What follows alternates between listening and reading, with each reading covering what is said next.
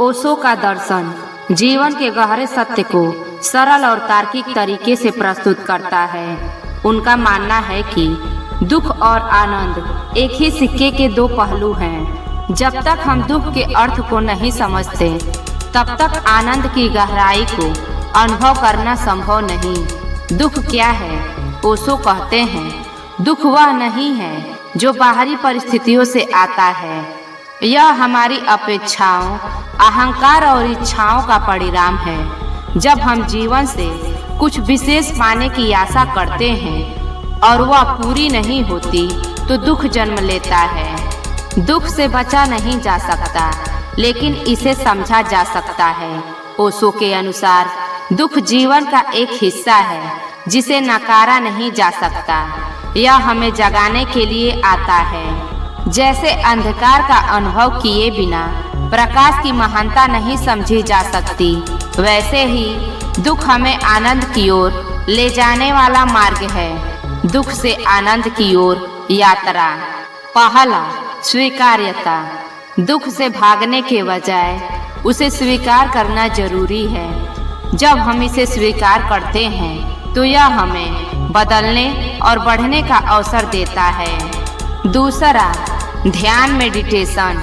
ओशो ध्यान को दुख को समझने और आनंद को पाने का सबसे प्रभावी माध्यम मानते हैं। ध्यान हमें अपने भीतर की गहराई तक ले जाता है जहाँ कोई दुख नहीं होता। तीसरा, अहंकार का त्याग। ओशो कहते हैं कि दुख का मूल कारण हमारा अहंकार है। जब हम मैं और मेरा की सीमाओं को परे जाते हैं तो हमें अपार शांति और आनंद का अनुभव होता है। चौथा, क्षण में जीना। ओशो के अनुसार दुख अतीत और भविष्य में भटकने से पैदा होता है। वर्तमान क्षण में जीने से हम जीवन की वास्तविक सुंदरता और आनंद को महसूस कर सकते हैं।